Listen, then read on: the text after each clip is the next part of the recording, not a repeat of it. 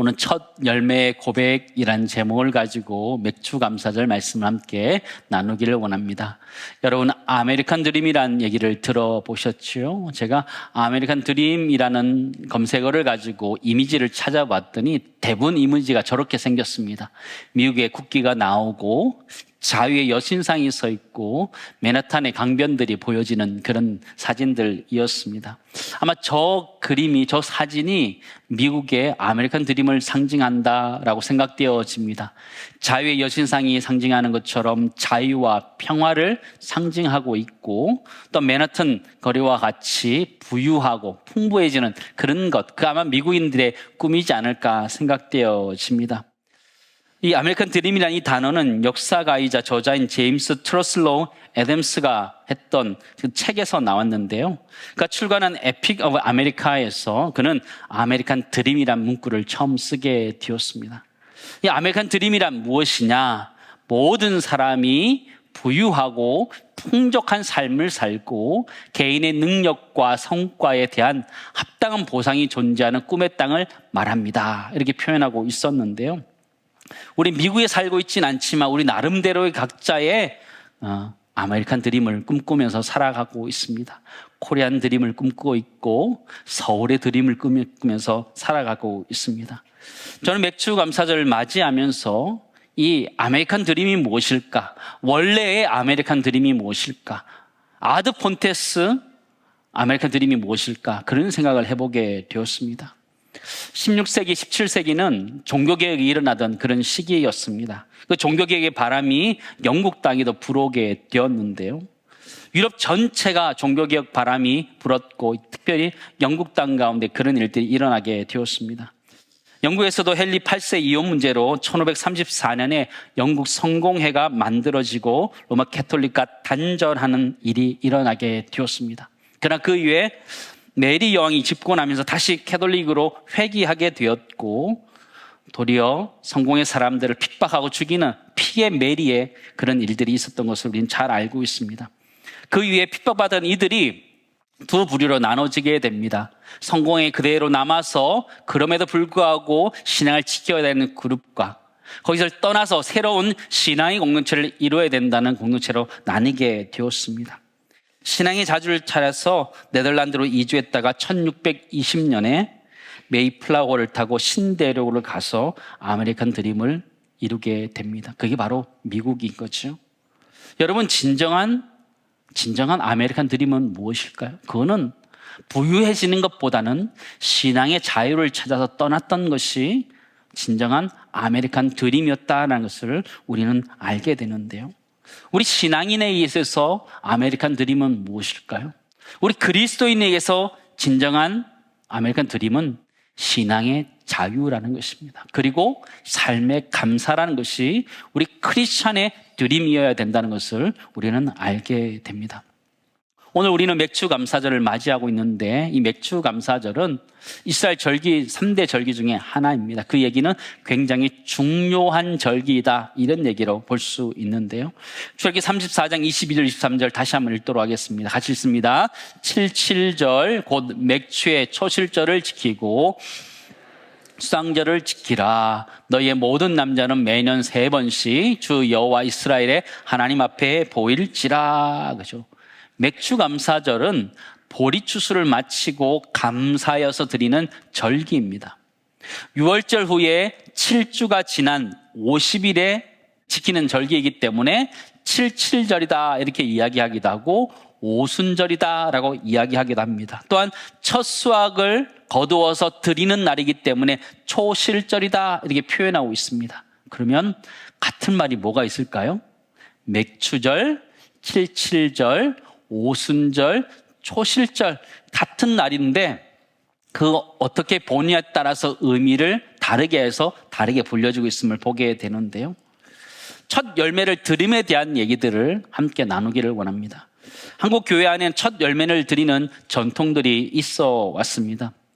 우리가 첫 직장을 얻게 되면 그 월급을, 첫 번째 받은 월급을 다 하나님께 드리는 그런 전통이 있어 왔습니다.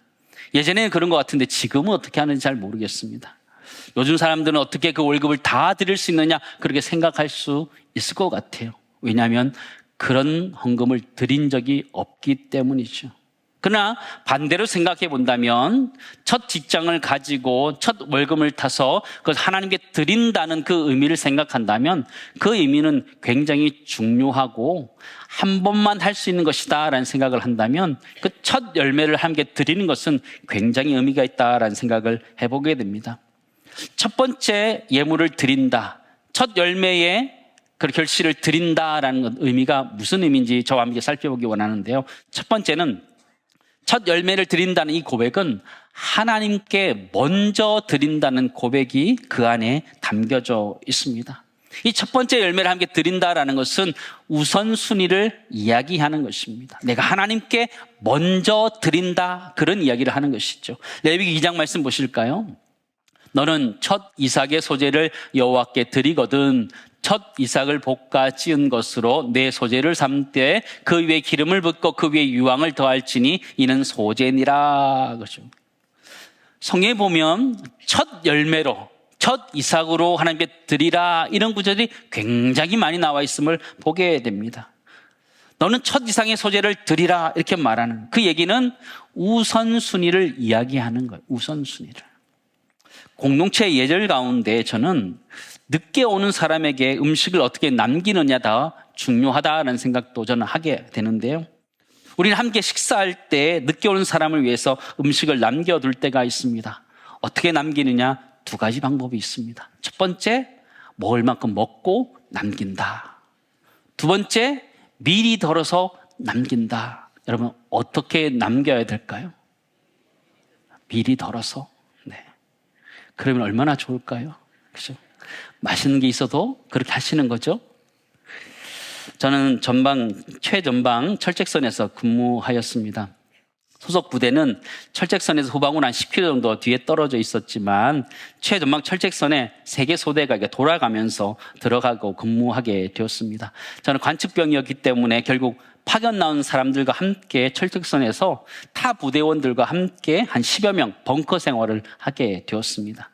파견 부대였고 또 거기 함께 다른 부대원들과 함께 생활하는 곳이기 때문에 뭐 이렇게 계급도 별로 필요 없고요. 그냥 타 부대원들끼리 같이 지내야 되는 그런 상황이었습니다. 근데 그 밥도 거기에 주둔하고 있는 보병 부대에서 얻어먹어야 되는 거예요. 바켓스에 10인분의 밥을 얻어오고요. 또 네모난 반찬통에 반찬을 받아옵니다. 받아오지만 2인 1조로 근무하고 들어오고 나면 남겨진 밥과 반찬이 별로 없습니다. 왜 그럴까요? 다 먹고 남겼기 때문입니다. 갔다 오면 항상 밥은 남아있는데 반찬은 흔적이 별로 없었습니다. 왜냐하면 근무자를 생각하지 않고 자기들이 다 먹었기 때문입니다. 근데 가끔 반찬이 남아있을 때가 있었습니다. 맛이 없는 반찬이 나올 때 남아있었습니다. 맛있는 반찬이 나오면 있었다는 국물만 남아있었던 기억들이 있습니다. 그래서 저는 그 시절 안성탕면 라면을 항상 쿠커에 끓여서 먹었던 기억이 있습니다. 그래도 전방부대이기 때문에 라면 보급은 잘 되었거든요. 쿠커에다 매일같이 반찬이 없으니까 밥하고 먹어야 되니까 매일같이 라면을 끓여 먹는데 라면이 잘 퍼져요. 이게 잘 끓여지지 않고. 근데 그러고 먹으면서 군대 생활을 했었는데요.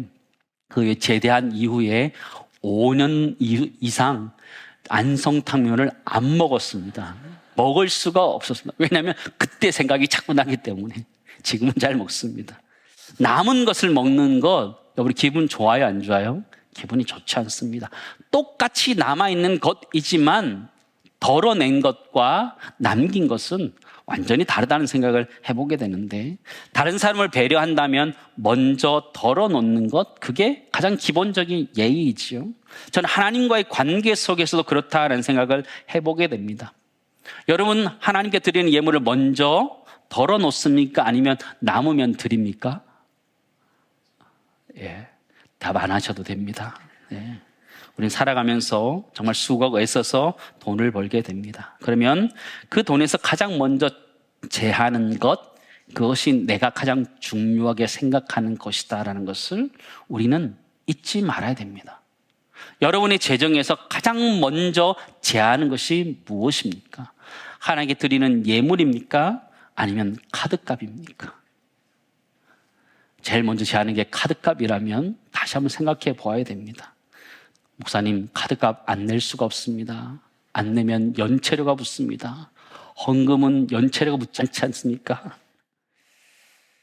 무엇이 내 삶에 있어서 가장 중요한 것인지를 내가 가지고 있는 재정에서 무엇을 제일 먼저 생각하느냐, 그게 나의 신앙의 모습이라는 것이죠. 목사님, 월급이 그냥 스쳐 지나갑니다. 그렇게 이야기합니다. 공과금 내고 카드값 내고 아이들 다 하면 남는 것이 없습니다 라고 하죠. 삶의 형태가 소비 위주로 되어 있기 때문에 그 패턴을 바꾸지 않으면 계속되어지는 것이죠. 받은 월급에서 갖고 있는 재물에서 무엇을 제일 먼저 떼느냐, 제일 먼저 무엇을 하느냐가 나의 신앙을 보여줄 수 있다는 걸 기억하면서 우리가 가지고 있는 것에서 하나님을 위해서 먼저 드릴 수 있는 해가 우리 모두 있기를 간절히 소망합니다. 다 쓰고 남은 거 말고요, 쓰기 전에 하나님께 드릴 수 있는 그런 예물이 되었으면 좋겠습니다. 금액이 똑같아도 여러분 기분이 다를 것 같아요. 그렇지 않아요? 여러분 음식 남겨줄 때 다 먹고 남은 거 주는 거랑 미리 떼놓고 주는 거랑 완전히 다르다. 똑같지만 완전히 느낌이 다르죠. 그런 것처럼 우리 하나님 앞에 드리기로 작정한 것이 있다면 하나님께 먼저 드릴 수 있는 믿음, 그 믿음이 우리 가운데 있기를 간절히 소망합니다. 첫 번째 예물을 하나님께 드린다, 첫 열매를 드린다는 이 고백은 그것이 하나님께로부터 왔다는 그 고백이 거기에 담겨져 있습니다. 그게 하나님으로부터 왔기 때문에 하나님께 먼저 드린다 고백하는 것이요. 신앙이 없는 사람들도요, 첫 직장을 얻게 되고 첫 월급을 타게 되면 부모님께 그것을 드립니다. 다 드리는 사람들도 있습니다. 왜냐하면 부모님이 그동안 키워주셨고 인도해 주셨기 때문에 그것을 다 부모님께 드리는 거죠. 매번 드리는 거 아니기 때문에 첫 번째 드리는 거죠. 부모님이 얼마나 좋을까요? 그죠? 아, 우리 아이가 이만큼 컸구나. 정말 뿌듯하다. 이런 생각이 들 것 같아요. 신명기 8장에 보면 하나님 이스라엘 백성들을 출애굽시키고 광야 가운데 40년 동안 그들을 보호하시고 인도해 주셨어요. 그리고 적과 꿀이 흐르는 가나안 땅에 이르게 하셨어요. 그들에게 모든 것들을 허락해 주셨습니다. 신명기 8장 9절 10절 같이 읽겠습니다.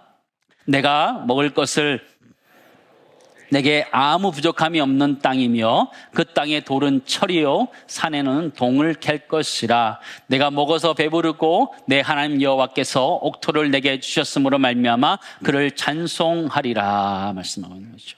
하나님 모자람 없이 부족함 없이 이스라엘 백성들에게 부어주셨습니다. 출애굽시키셨고 광야에서 보호하셨고 가나안 땅에 이르게 하셨고 좋은 땅을 그렇게 허락해 주셨습니다. 그럼에도 불구하고 하나님이 걱정되는 게 있었어요. 그들의 마음이 교만하여져서 하나님을 잊어버릴까 염려된다, 이렇게 말씀하시는 거예요. 하나님이 그들에게 울타리가 되어주셔서 보호해 주셨는데 그들은 단지 그들이 잘 살게 되었다, 그 생각만 한다, 이렇게 얘기하는 거예요. 성경 이 부분에 대해서 많이 경고하고 있습니다. 다윗이 울타리가 되어주었던 부자 나발의 이야기도 여러분 잘 아실 것입니다. 나발에게 다윗 이레는 큰 울타리 역할을 해 주었습니다. 사람들이 그들을 공격하려 할 때 다 막아 주었습니다. 사자나 곰들이 공격하려 할 때 다 막아 주었습니다. 나발은 사실 다윗의 울타리 때문에 안전하게 살아갈 수 있었습니다.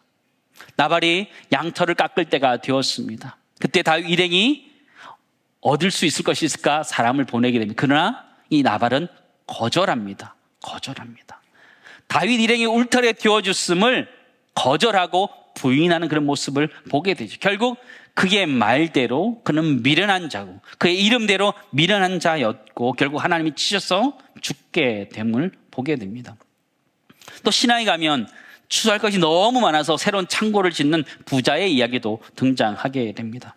베풀기보다는 추수한 것을 그냥 자기가 다 가지려 하는 욕망의 부자의 모습을 우리는 보게 됩니다. 하나님 그에게 묻습니다. 오늘 밤 너의 생명을 도로 가져가게 되면 이것이 누구의 것이 되겠느냐? 하나님 물어보시는 거죠. 가만히 우리 인생을 돌아보면 하나님 우리 인생에게 울타리를 쳐서 우리 인도하셔서 여기까지 오게 된 줄을 믿습니다. 신명기 8장 17절 18절 말씀 보시기 바랍니다. 같이 읽습니다. 그러나 내가 마음에 이르기를 내 능력과 내 손의 힘으로 내가 이 재물을 얻었다 말할 것이라. 내 하나님 여호와를 기억하라. 그가 내게 재물 얻을 능력을 주셨습니다. 이같이 하심은 내 조상들에게 맹세하신 언약을 오늘과 같이 이루려 하심이니라. 그죠? 보면 17절에 보면 내 능력과 내 손의 힘으로 내가 이 재물을 얻었다 말한다는 것이죠. 우리와 다르지 않습니다. 근데 18절에 보면 그가 너에게 재물 얻을 능력을 주셨다 말씀하고 있는 것이죠. 사랑하는 성도 여러분, 하나님은 우리에게 재물 얻을 능력을 주셔서 우리가 지금 가지고 있는 줄을 믿습니다. 첫 열매를 드린다라는 것은, 내가 하나님께 드린다라는 것은 그것이 하나님으로부터 왔다라는 것을 고백하는 신앙의 고백인 줄을 믿습니다.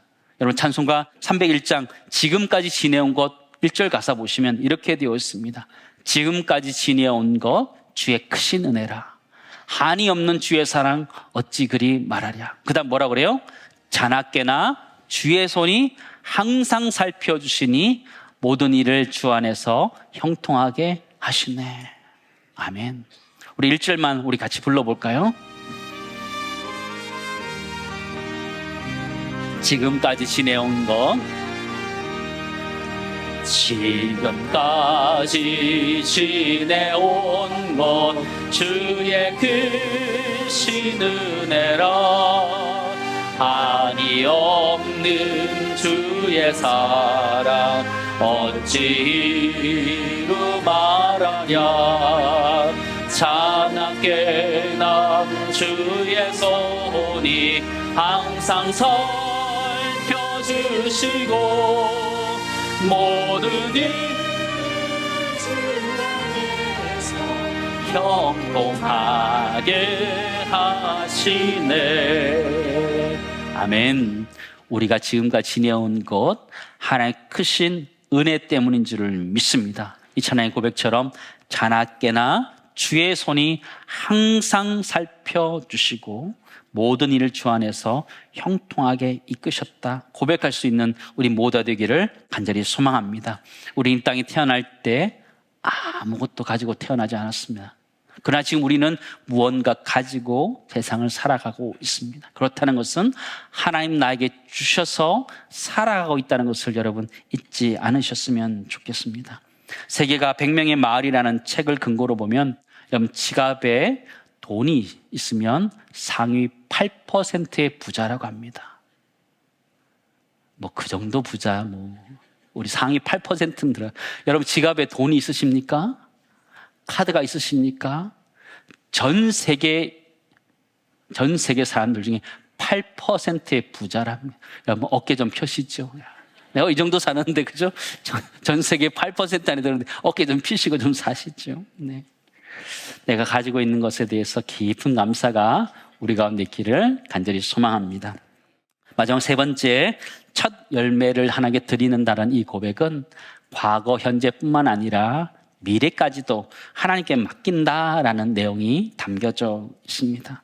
우리 첫 열매를 드릴 때 이것이 하나님께로부터 왔다, 하나님 보호해 주셨다라는 고백을 하는 것이죠. 하나님 재물 얻을 능력을 허락해 주셔서 내가 가지게 되었다, 거기에 대한 감사를 이야기하는 것이죠. 과거에 나에게 해 주셨던 은혜에 감사하고 또 그 은혜에 감사해서 내가 지금 하나님께 드리는 그런 감사가 있죠. 그러나 이 첫 열매를 또 하나님께 드린다는 이 맥주절의 의미는요, 미래까지도 하나님께 맡긴다는 의미를 담아져 있습니다. 여러분, 첫 열매를 드린다는 것이 앞으로의 모든 결실이 보장되지는 않아요. 그러나 하나님은 거기에 대해서 약속하고 있어요. 잠언 3장 9절에 10절 말씀 보실까요? 같이 읽습니다. 내 재물과 내 소산의 처음 익은 열매로 여호와를 공경하라. 그리하면 내 창고가 가득히 차고 내 포도틀에 새 포도즙이 넘치리라. 그러니까 내 손엔 처음 익은 열매로 하나님께 드리면 너의 창고가 가득 차고 새 포도즙이 넘치리라 말씀하시는 거예요. 여러분 믿으시기를 주님 축원합니다. 목적이 이끄는 삶이라는 책을 쓴 릭 워렌 목사님께서는요, 미래를 위한 11조라는 칼럼을 글을 쓰셨는데 그 내용을 보면 이렇게 되어 있습니다. 11조를 드리는 것은 하나님이 앞으로도 나를 돌아볼 것이라는 믿음의 고백이라는 것이죠. 그리고 오늘 하나님께 충실하면 하나님도 내 미래에 충실할 것이라는 신뢰의 표현이다, 이렇게 표현하고 있었습니다. 여러분, 첫 열매를 드린다는 것은 그런 의미를 가지고 있는 거예요. 첫 열매는 과거의 은혜, 그리고 현재의 순종, 미래의 신뢰가 담겨져 있다는 것들을 여러분 잊지 않으셨으면 좋겠습니다. 하나님은 여러분, 우리 모두가 하나님께 드릴 때에 하나님 미래에 하나님 우리를 지켜주실 줄을 믿습니다. 그 증거가 어디 있어요? 그 증거가 이 자리에 앉아 있습니다.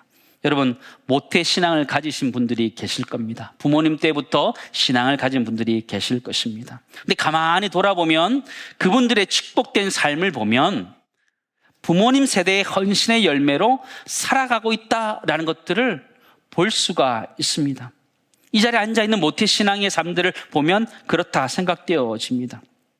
모태신앙을 가진 분들 중에는 자기의 노력보다 훨씬 더 잘 되는 분들을 유난히 많이 보게 됩니다. 도대체 저 사람은 왜 잘 될까 싶을 만큼 잘 되는 모태신앙의 삶을 볼 때가 있습니다. 왜 잘 되나요? 왜 잘 돼요? 그들은 과거의 부모님이 하나님 앞에 헌신했던 것에 대해서 미래에 하나님 책임지시는 것들을 하나님 지금 우리들에게 보여주시고 우리 자신이 바로 그런 존재들 아닌가요? 저는 모태신앙입니다. 저는 모태신앙이에요. 제가 우리 부모님보다 믿음이 좋다 말하기 어렵습니다. 그럼에도 불구하고 저는 저희 부모님보다 훨씬 더 많은 축복을 받으면서 살아가고 있습니다. 왜 그런 거죠? 저의 노력, 제가 열심히 안 하기 때문에 그런 거 아니잖아요. 열심히 하지만 부모님들이 하나님 앞에 헌신했던 그것 때문에 하나님 미래에 복 주신다는 것, 그게 우리 자신 아니에요. 여러분 왜 복 받고 살아가고 계세요? 여러분이 열심히 노력하기 때문에 그것 때문에 살아가고 계신 거예요? 아니잖아요. 여러분 부모님들이 헌신한 것, 하나님 그걸 기억하시고 지금 우리들에게 하나님이 복을 주신 줄을 믿습니다. 그렇다면 우리 하나님 앞에 드린다는 것은 또한 하나님이 우리 자녀들을 책임지다는 믿음 속에서 드리는 예물이 되기를 간절히 소망합니다. 그래서 드릴 수 있는 것이죠.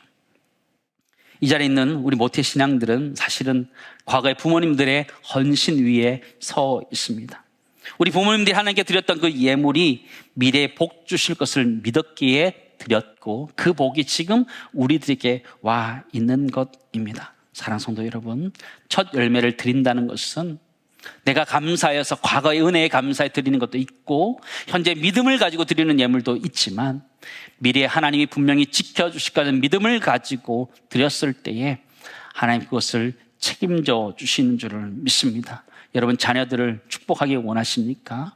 하나님 나라를 위하여 심으시기 바랍니다. 하나님 절대로 하나님 그거 그냥 없어지게 하지 않고 하나님 갚아주시는 줄을 믿습니다. 하나님 나라를 위해서 드릴 때 하나님 절대로 이 자녀들 하나님 굶기지 않습니다. 하나님 나라를 위하여 드릴 때 그 축복이 자녀들에게 다가가는 걸 보면서 기뻐할 수 있는 은혜 우리 모두 있기를 간절히 소망합니다. 이제 말씀을 정리하기를 원합니다. 맥주감사절을 맞이하면서 우리 첫 열매를 드리는 마음으로 하나님께 예물을 드렸으면 좋겠습니다. 크든 작든 하나님 앞에 감사의 마음으로 첫 예물을 드리듯이 드렸으면 좋겠습니다. 월급을 받으면 첫 번째 하나님을 위해서 떼는 것처럼 드리는 것처럼 우리가 정성껏 하나님께 예물을 드렸으면 좋겠고요. 우리가 가지고 있는 것 하나님 허락해 주셔서 재물 얻을 능력을 주셔서 가지고 있는 것이라는 걸 기억하며 하나님 감사했으면 좋겠습니다. 재정적으로 어렵다고 불평불만할 때도 있지요. 저는 그럴 때면 세상이 100명의 마을이란 이 책을 다시 떠올립니다. 글을 읽을 수 있다면 상위 15%에 들어간답니다. 어깨도 좀 피시죠. 우리 글을 읽는 것만 해도 전 세계 인구의 15%, 상위 15%에 들어가는 거예요. 먹을 것이 있다, 상위 11%에 들어갑니다. 집에 쌀이 있다, 상위 11%에 들어갑니다. 왜 이렇게 기죽어 사시는 거예요? 지갑에 돈이 있다, 상위 몇 %요? 8% 안에 들어가는 부자입니다. 여러분 부자처럼 어깨도 좀 피시고요. 네, 어깨도 좀 피시고 여러분 하나님 나에게 주신 것에 대해서 감사함으로 그 감사함에서 다시 우리의 삶을 시작해 갈 수 있기를 간절히 소망합니다. 하나님은 우리의 과거에도 은혜를 주셨고 지금도 하나님 은혜를 주시지만 하나님 앞으로도 믿음으로 드릴 때 하나님 우리의 미래도 책임지다는 걸 기억하며 하나님 앞에 감사함으로 살아가는 은혜가 우리 모두 있기를 간절히 소망합니다.